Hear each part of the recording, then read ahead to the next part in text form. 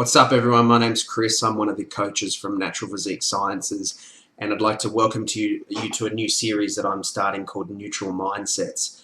This is episode 1, and I'm going to focus on a pretty hot social media topic that sort of gets thrown back and forward, and we never sort of see it evolve. It always just keeps getting arguments get thrown one way, they get thrown the other way, and then there seems to be no outcome and no settling of the hot heads and things like that. So I'm going to be looking at if it fits your macros versus clean eating.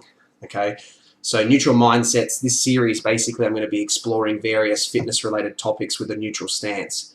So I'm not necessarily supporting either side of the argument. I may present facts and opinions from my experience, but the aim is for me to keep it objective and allow those watching to make a decision for yourselves as to whether you either agree or disagree, and that's completely within your right to do so. So take me as someone with a neutral stance, simply analysing the situation. If your strong viewpoint, or if you have strong viewpoints, I encourage you just to put them to the side while you take in some of this. And if your views remain unaltered by the end and still differ from some of the points I'm putting forward, that's completely fine. It's within your rights, like I said. And to support and carry out whichever of these methods that you choose to.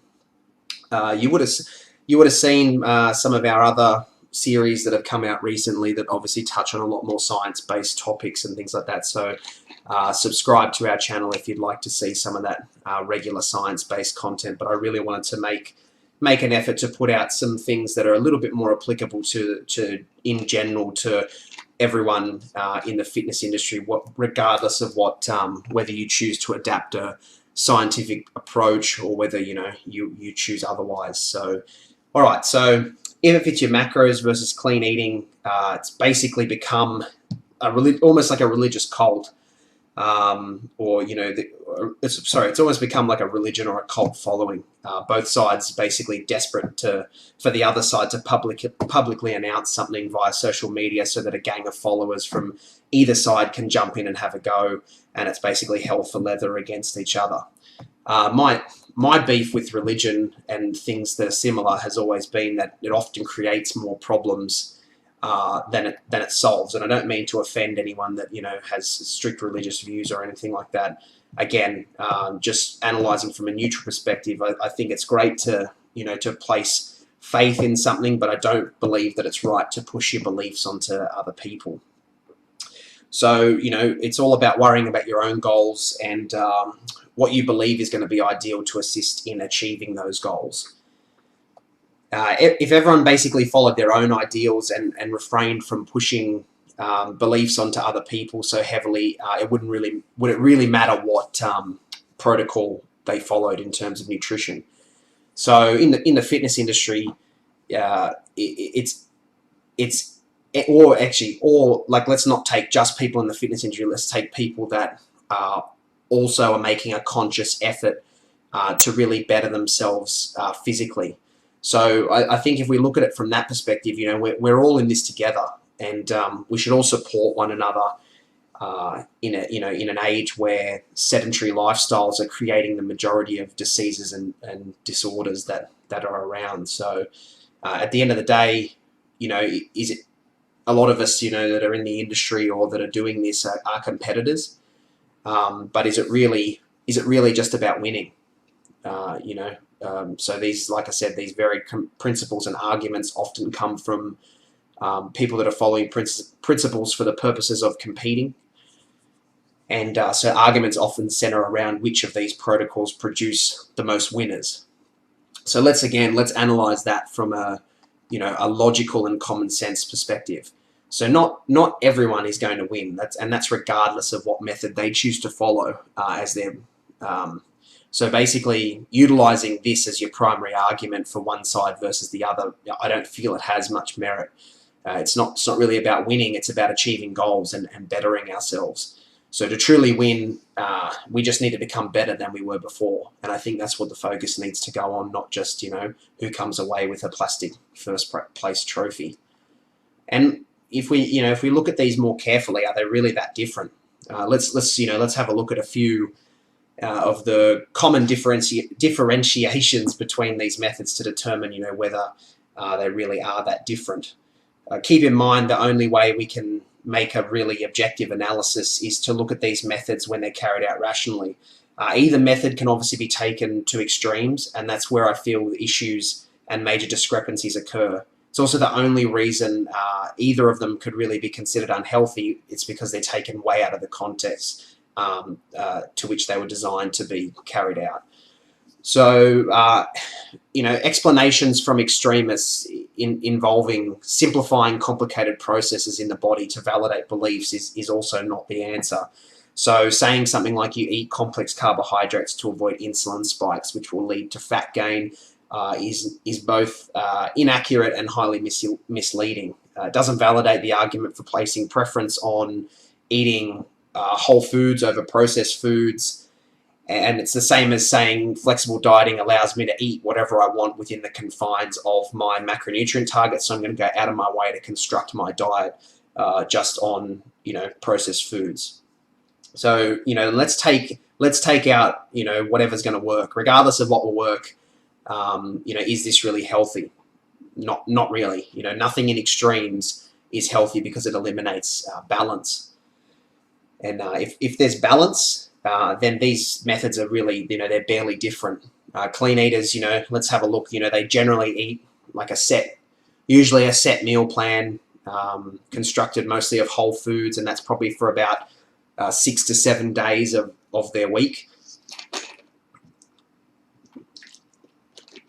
And they generally dedicate one day, which is often weekends, as a sort of like a cheat day, where they basically eat whatever they want.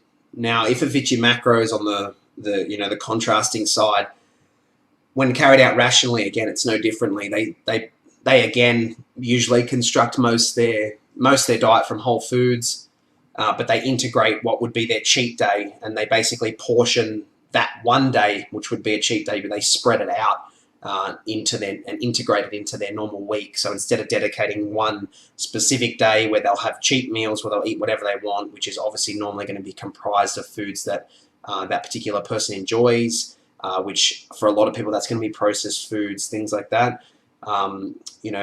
Basically someone who follows, if it fits your macros, will there might be one snack or meal at the end of a day, which might be something that they enjoy eating a lot more than the rest of things, or it's just something they perhaps feel like that day. And if you're not sure, if you're not sure which of these methods to follow, I encourage you to take the positive aspects from both of them and combine them. If you want to choose majority whole foods, at least track the quantities you're consuming, because it promotes accuracy, which also permits consistency. More than anything, I encourage you to select a method that's going to produce, results and allow you to balance your lifestyle and not sacrifice things, such as like things you enjoy or socializing, just for the sake of sticking to some kind of nutritional protocol. Life's very short, and, we want to, achieving goals is obviously important, but we want to live our lives the way that we want to live is way more important than that. Personally, I've tried both methods, and I've settled with what I deem as flexible dieting. I prefer to call it flexible rather than if it fits your macros, only because within social media and within the opinions of those that don't understand it, I feel if it fits your macros often gets labeled as an extreme example of flexible dieting. So, through both research and application, we know that it matters way less what you put in your mouth than actually how much of it goes in. So tracking intake is the smartest thing you can do, because it gives you control over your results. How you choose to make up those quantities is up to you and what you believe works for you. So I don't think anyone should be condemned for doing things differently to the person next to them. And most importantly, we need to be open-minded. And if you are, evolving your processes over time, you're always going to better yourself. So let's recap some of those things and do a bit of some take-home messages. So number one would be don't push beliefs onto others. Two would be, focus on what your own goal is and what you believe works best for you to stay on track. Three, support those with similar goals regardless of their choice of method. Number 4, bettering ourselves is way more important than winning. 5 would be rationality is the key to success. So discourage extremism and take a rational approach. Number 6, falsifying information to validate a belief is not going to win a debate, and it only makes the problem worse by flooding the market with myth and misconceptions. Probably number 7 would be both methods can integrate and are not so different when analysed objectively. And finally, number 8, and most important, I feel, would be open to learning and evolving and adopt key methods that produce results for you and not only promote balance, which I feel ultimately determines success. So, a few different things that I hope that you can take into consideration. If you have those strong views, think about it from a rational perspective, and whatever you choose to do, like I said, is of course within your own rights to do that. But I feel that the major problem that we experience is that too many people are trying to push their beliefs onto other people because they feel so strongly about them. And I think it's great to have passion and feel strongly about wanting to achieve goals and things like that. But at the end of the day, I feel that, and I think a lot of people are going to agree with me that ends up creating more problems than it solves. So, like I said, be open to learning and take the positive aspects from both.